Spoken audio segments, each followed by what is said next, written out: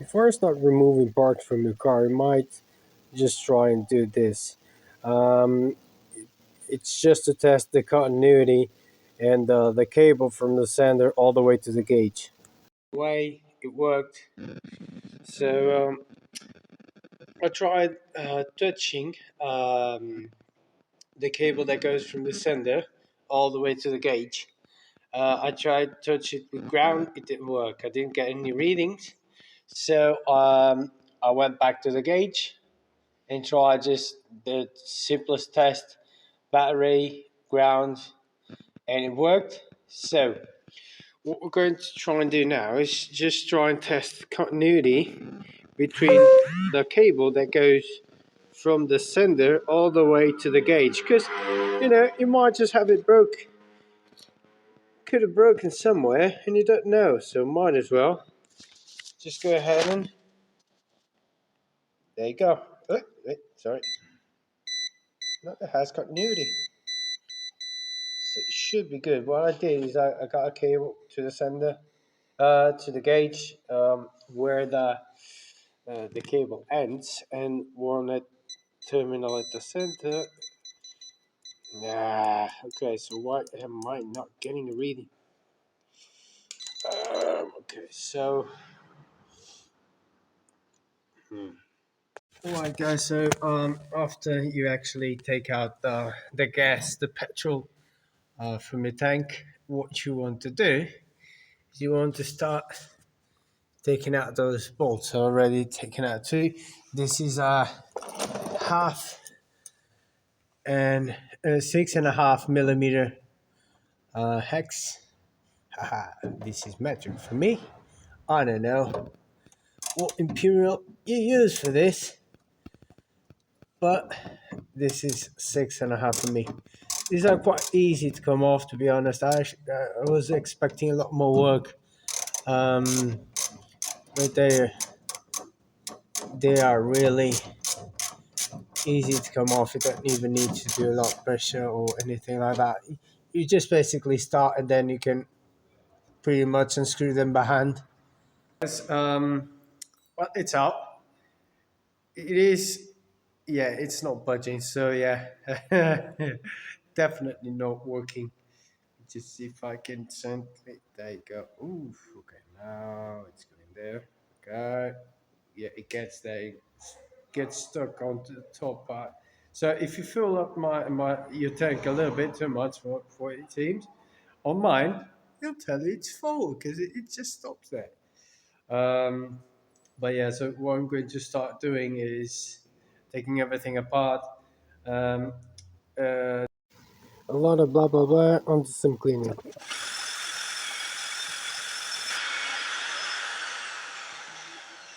Good, so now we can at least see what's written in here. So it says top and it has the reference number here, which is 65706. And that screws that. Shiny, shiny. Still doesn't mean it's going to come off. So what I'm going to do is take out my drill, try and get a very safe place here. I just want to close this up a little bit so I can just tap those holes with a hammer and the flat screwdriver.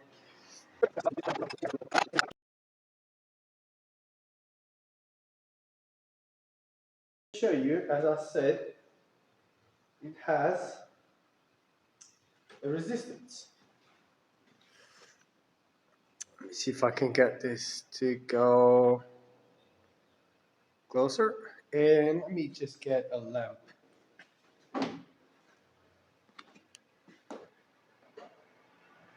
Okay, so you have a resistance. Obviously this will, no, it doesn't come out. You can disassemble pretty much everything. As I've told you, I don't like to play with things like this all for, don't like to play with them too much, but as you can see on the sides there's two like I think they're copper, and either they're copper or brass, and they touch on that coil, on that resistance, sending an electric measure to the gauge. So basically, here on mine, it doesn't even go to full because it gets really stuck in there. So what I'm going to do is use WD-40 or something to clean out those contacts. Hopefully, it will work. I don't know. I'll probably disassemble this part here on the bottom because, as you can see, the reading comes from that wire there, which in my case, it's a very good sign that it isn't broken. You can kind of uh, get these things. If it breaks, you can kind of solder them or just wrap a copper wire around them and just solder them or some where you can actually solder them to just keep the reading. But still, it's quite tough to do. Um, yeah, I don't even know if I'm going to take this part out yet because pretty much what's holding everything together it's just this part here. The float. It has this here, this shaft. The shaft holds both those clamps on the side. The resistance, it's I don't know if it's not soldered because that's kind of backlit or plastic or whatever. But still, getting it out of that doesn't seem like a very easy thing. It's supposed to be just a slide off, but still, I'm not gonna be messing around with this too much.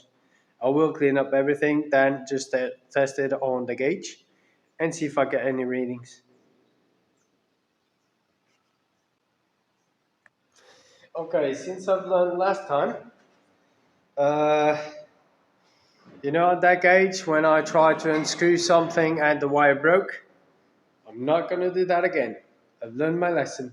So I'm gonna use some needle nose pliers, hold this on each side, and then unscrew this. Um,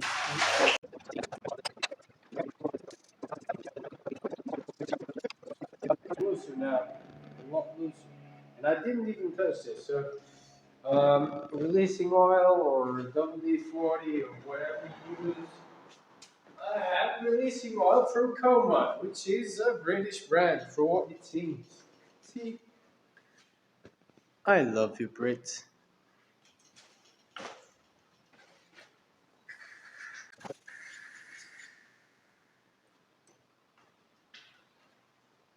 Ooh la la. Yes, this is what I'm talking about.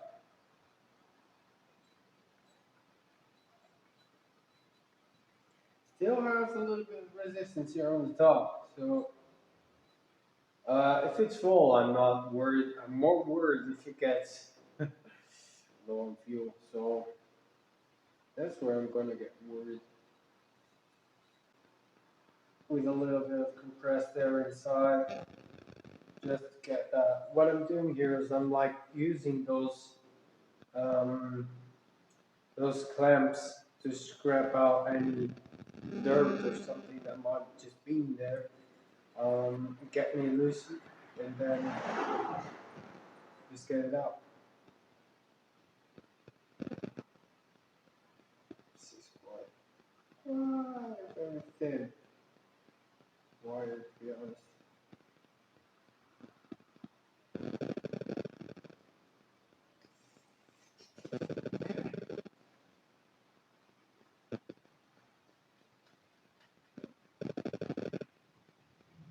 Okay, no touching, no touching, no touching, no touching. We're gonna turn this. We're gonna use some compressed air. Okay. We just be right back. Okay, since I'm not quite there where I want to be with gauges and everything, what you can do is let me see if I can get this on camera. This would be nice if I could actually. I can't see. Can you see it? You can see it here. You see if I can point my my cell phone all the way to my. Okay, so you can see it there. All right. So since it's a resistance, you can actually test your float with ohms, and my oops, it's in front of it. So as you can see, it's getting me. Let's see if I get it to the bottom. I get. What do I get? I got 5, 4. Keeps on dropping. Okay, so 2.8, 2.7. I believe. Yeah, no, 2. Uh, okay, so it keeps on dropping. Shouldn't be dropping that low, I think.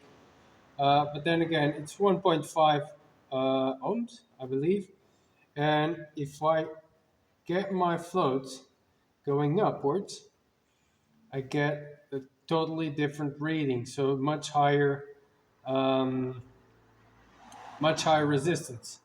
So the float is actually working because as I drop the float, the sender gives much lesser resistance, and if I get it upwards, the resistance gets quite high, as you can see there.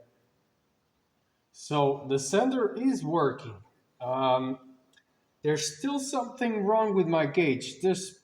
I don't know, still something not quite there yet. Um, I don't. It's not contacts because if I test it, it works.